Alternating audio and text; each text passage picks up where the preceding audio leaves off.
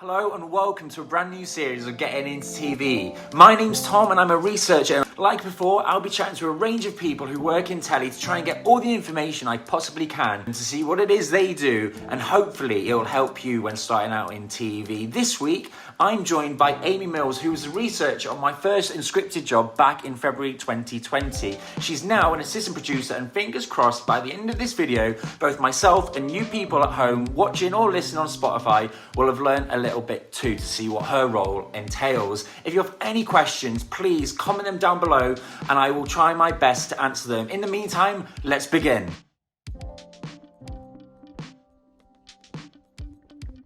Hi Amy, thank you for joining me and talking to me.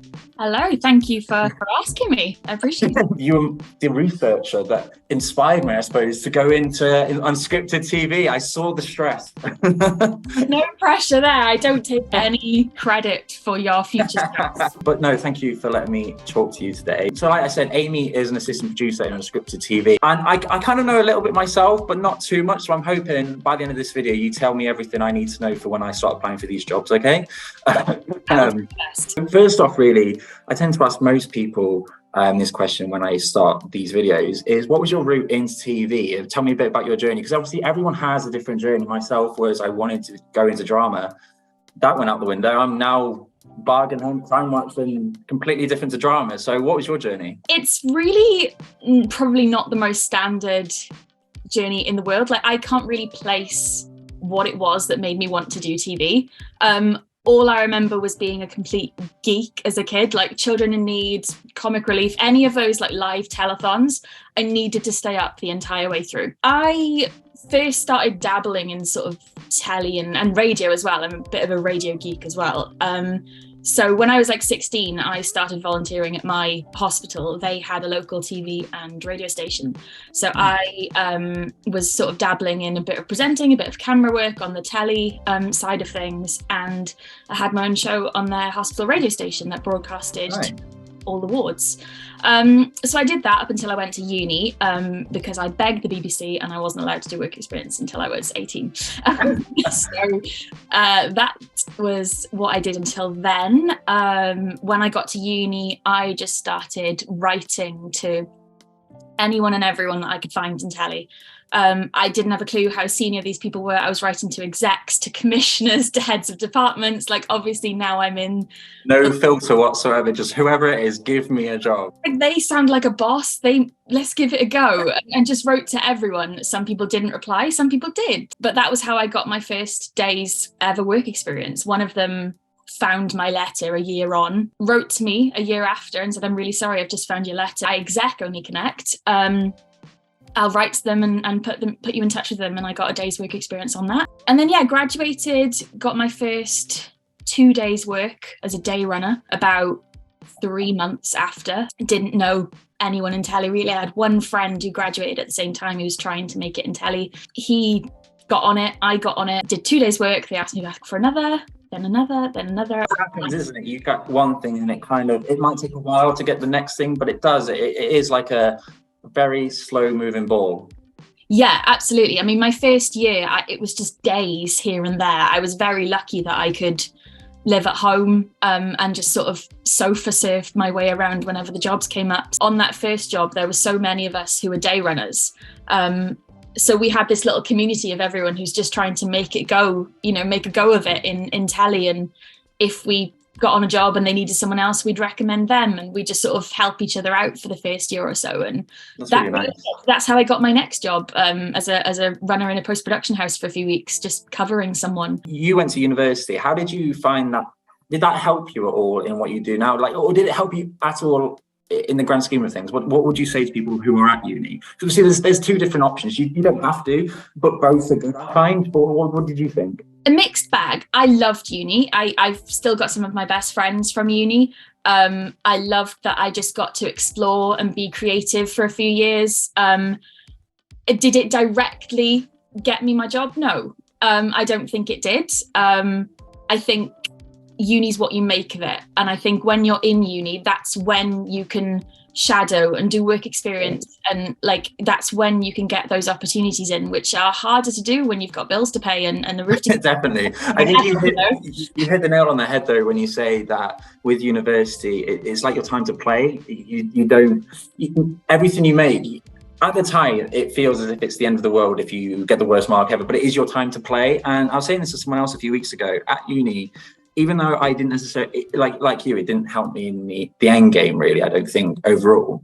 But it meant I got to take out cameras and play with cameras and mics. Like, you get all this kit that you can go for. And I think that's the beauty of uni. Yeah, I'd absolutely agree. I think at uni is the time where you can fail. You can try and see if something works. And if it doesn't, all right, it's okay. But uni's really what you make of it, I think. You can go into TV without having had that prior experience, which I think is really nice.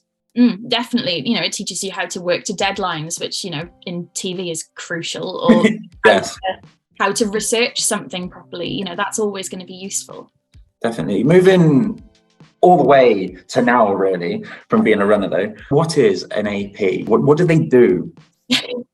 I don't think there's one rule for like what an AP does. I think it totally depends on the program that you're on. I think to understand the role of an AP, you sort of need to understand the hierarchy of sort of TV in general. And in case people don't know that, there's sort of typically two strands. There's production management and there's editorial. AP is on editorial side. So you typically go runner, researcher, AP, and then a PD or producer or director. So an AP is sort of the go-between, really, between the producers and directors of the team, and then the runners and researchers, and you're working directly with them. It's sort of a position where you have some editorial responsibility, and you're reaching that point where you do have quite a lot of creative say.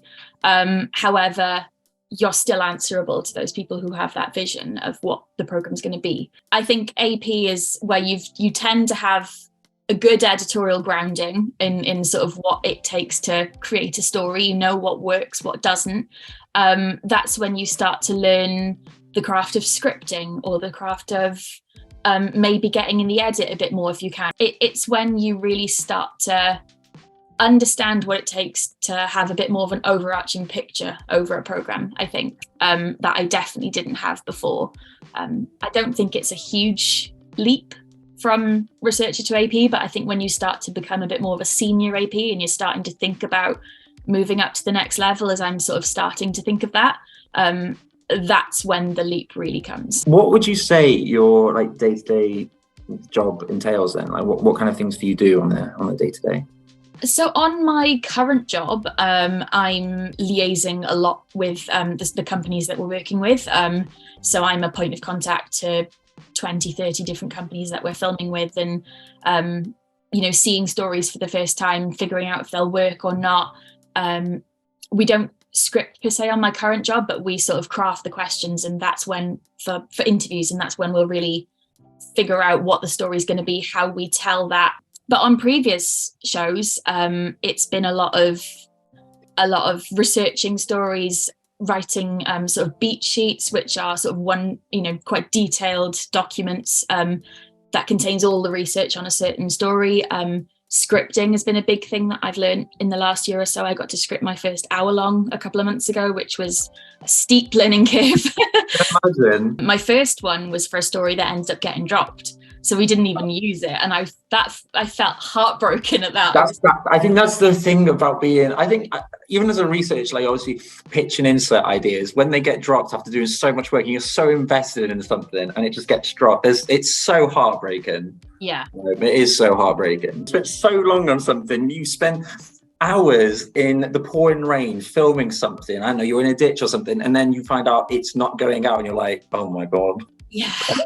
All that work.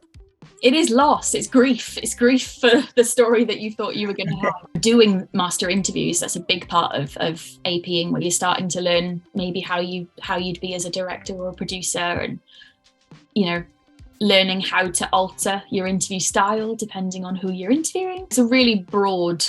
You do a lot then. As an AP then, what skills would you say are important? And also, I suppose, really, what skills are important for people working in unscripted, specifically the kind of telly that you work in?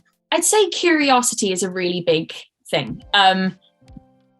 Some people may call it nosy. I like to call it curious or inquisitive.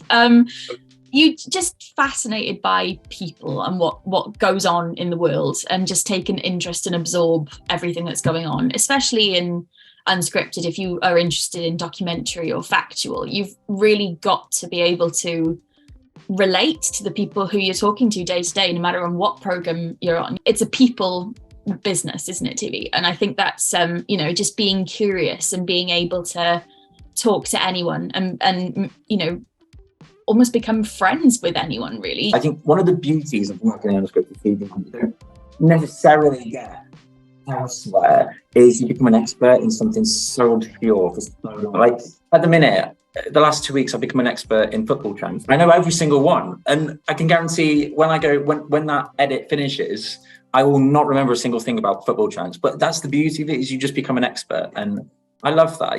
No day is the same. But being an AP, obviously, you said earlier, it's runner, research, AP is the normal route.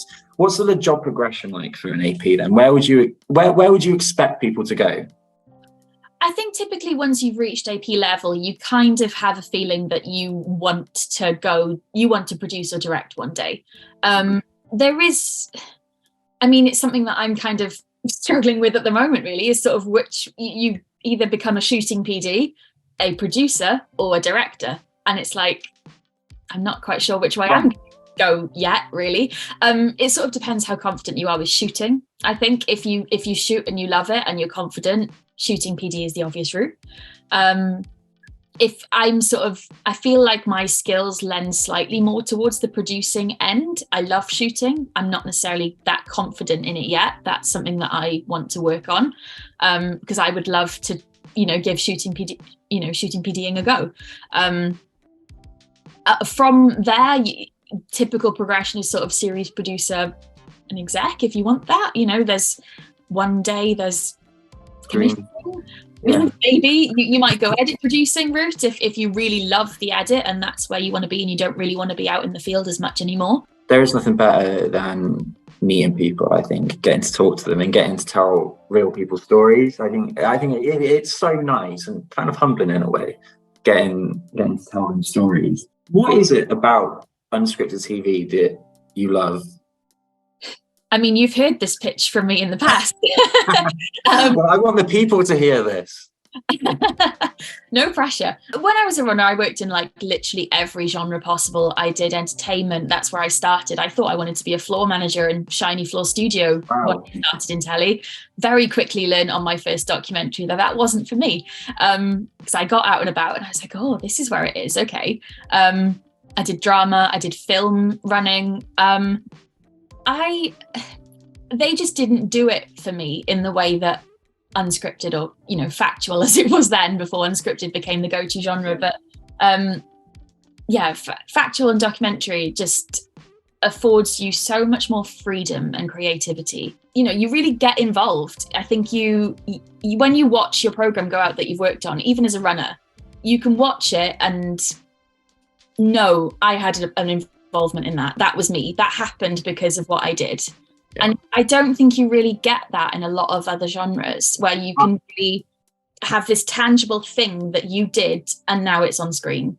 As you know, I started off in drama and then I did that 2 weeks on Crime Watch with you back in 2020, and I still wasn't too sure. I still thought maybe drama is the way, but I just remember there was that first day and getting told to drive to London for the first time in a pool car. You've never driven another car. That was terrifying enough, but it was really kind of exhilarating. And then standing in the ditch of this area, it was just that feeling you get of, it was just exhilarating, I found. And like you say, I definitely watched over the 2 years that I've worked in telly, I've definitely seen things that I've been proud of because I knew that that's a direct result of something that I've done. It is obviously what we're saying about unscripted. We love unscripted. That's why we do it.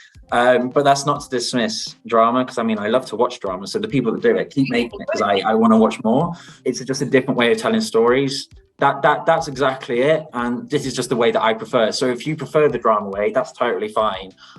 This is just like it's just our opinion, basically. Yeah, absolutely. I mean, I'm in awe of the work they create, and to spend so long crafting this one thing, incredible. If that's what you want to do, brilliant, and I applaud you for it, because the work you do is amazing. I didn't see a route there for me. Real people, I think it was the thing that did it for me, just working with real people. That's what switched it for me. That on them, yeah. We're doing them 2 weeks, and there was one particular day and one particular interview, and that switched it for me. But no, definitely meeting real people and getting their stories out there, and there's nothing better. There is nothing better. No, I think it's a real privilege, actually. I think sometimes it gets lost in telly, where the people that we're working with, they trust us with their story and their lives, really. They put their faith in us to do them justice and portray their story in a way that other people will relate to and other people will emote to, really, I think, and empathize with them. And I think it's a real privilege that I think sometimes gets lost. What advice would you give to people starting out in telly? And these could be people that haven't gone to uni and getting apprenticeships. They might just be coming out of uni. What would be your advice? The world of getting into TV has changed so much since when I started. I don't envy anyone who is trying to now. I think the industry is still recovering from COVID. I think that still has a massive knock-on effect. People aren't in offices as much as they were. And I think the real way that I really started to learn was by being in a production office, a busy production office with everyone in, and just getting to talk to everyone. I would say don't let uni be the be all and end all. If you don't do a media degree, that's fine. If you did a media degree, that's fine. If you don't go to uni, that's fine. I think there's so many routes in. One big thing is join the Facebook runners group, because they have so much helpful information. One thing that I found was I did not know how to write a CV for TV, and it's so different to any other job. Really, it's like an art form. It really is. It's more valuable than writing it, creating it, and asking people to just look at it. Don't be embarrassed. I still get people to look at my CV and go, "Do you think this is all right? Does this do me justice?" Because it's hard. It's really hard to portray what you want in, especially when you're a runner, one page, and just watch stuff and write to companies. Find their talent managers and write to them. Screen Skills has got so many useful resources for new starters. On that note, don't underestimate the transferable skills that you have if you haven't worked in telly before. If you've worked in a shop, a coffee shop, a bar, a restaurant, anything people facing, you will have skills that telly will need. Every point in your career on TV is people. Every day you're phoning someone new. Every day you're trying to get someone and ask them to do something for you, and usually asking them to do it for free. Yeah. And that takes a lot of work. Yeah, I mean, picking up that phone call the phone for the first time to someone was terrifying. I hated it. I had such bad anxiety over it. I had to go into a different room just to sort of wrote myself a little script of what I wanted to say, what I needed to not say. Yourself up. Yeah, it takes some doing. So if you've worked in a shop and had angry customers having a go at you for a few years, you're going to have what it takes to do that. I worked in a hotel and in events, banqueting. I worked in a shop. I worked in a bar. They're all useful skills that you'll have. Once you get in and you're a runner, don't underestimate being a runner. I think so many people are in such a rush, and that's great. You've got brilliant ambition, but make the most of the time you have as a runner. I mean, I worked for a runner for 3 years. I think arguably it was a bit long, but in that time, I worked across every genre. I really realized what I thought I wanted to do wasn't what I wanted to do. And I got to talk to everyone when, once you've got your tasks done as a runner, you are able to just, as you say, talk to the director, talk to the camera operator, talk to the producer, talk to the presenter, see what they need from you, what you could do, talk to the researchers and see if you can help them with a task for an hour because you want to learn. And it's a really good grounding in TV and really learning the ropes and how things work. So when you are a researcher, you're a better researcher for it. Do you have anything else you want to say that I've not asked you at all? I think in Unscripted TV, I think we're really privileged to be sort of let in and have access to some like amazing minds and places that you don't normally get in everyday life. Like there's some pretty cool perks to working in TV. It's not always glamorous, but I think... I mean, it's far from glamorous. I don't think I've ever been in a glamorous situation. One. One when I was a runner after red carpet, and that's my only glamour moment in telly in my almost 9 years now of being in telly. But in terms of convincing more people to work in Unscripted, because we need you, please come and work with us. I think, you know, we are, especially in factual and documentary, you know, I was sort of filming in a prison last week. I was, you know, been in blue light police cars chasing through London, caving with a mountain rescue team, like you name it. We've been in some wild, you know, situations. And I think that's a massive privilege that we get in Unscripted that is often overlooked. Access gaining and keeping those contacts is a big part of what we do.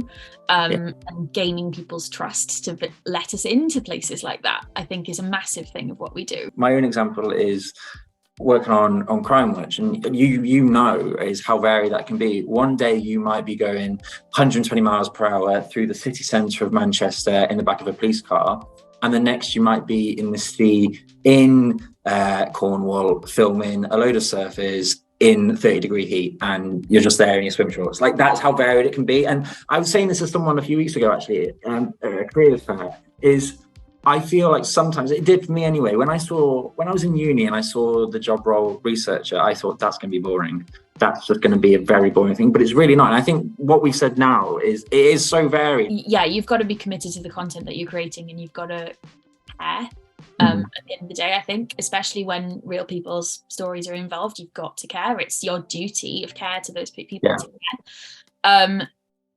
But yeah, I mean, that there is no doubt about it that it can be so varied. You can be on one of the most emotional shoots of your life. You know, we've both been there. That, you know, that's another definite skill that's needed is sort of emotional resilience to a degree, not in terms of the content that you're making and the life of a freelancer, for sure. Like, that definitely comes into it. It's something I'm still working on. I think people are always working on it. I think it's never something that's just 100% a thing. I think you're always working on that. It's just it develops. Yeah, and I think it's something that a lot of people don't necessarily realize when they come into telly is, you know, not only how much you take on that content sometimes and that emotional burden of the people that you know, the stories that you're working on, but also the burden of having to, your career is in your hands, and you know, those rejections can sometimes hurt and they can, you know, and you're not guaranteed your income or your wage the next month, you know. So I think that's definitely something that to bear in mind, I think, if you want to come into the crazy world of TV. It is definitely crazy, fun, and just honestly, I wouldn't change it for the world. No. But thank you so much, Amy, for chatting to me. It's been great. That's all for this week. Please make sure to like and subscribe. And if you have any questions about anything in this video, about being an AP or any other role in telly, please comment them down below and I will get back to you as soon as I possibly can. Hey, it might even become a future video. As well as that, please follow me on all my social media. I'm on Instagram, Twitter, until it inevitably dies. But also, I'd like to make a shameless plug. I've just started a brand new movie podcast called Off the Boil. Choose life, choose a job, choose a career, choose a family, choose a fucking big television. Choose a brand new podcast called Off the Boil. Hello and welcome to this brand new movie podcast dedicated to all things Danny Boyle, from Shallow Grave to 28 Days Later and right through to Pistol. Danny Boyle is one of the world's most versatile directors, and I like to consider myself his #1 fan. Each episode I'll be joined by a brand new guest as we chat and review the latest Boyle movie in my marathon, and no doubt there'll be a load of other movie chat too. So what are you waiting for? Choose Off the Boil. If you want even more from us, then why not give us a follow over on Instagram, Twitter and Tumblr too. Just search Off the Boil. If you like the sound of that, then please give it a follow and subscribe on Spotify and Apple Podcasts. because I'm just a massive Danny Boyle fan. But until then, I'll see you next time for a brand new episode of Getting Into TV, where I'll be finding out what it is like to be an edit assistant. See you later. Bye.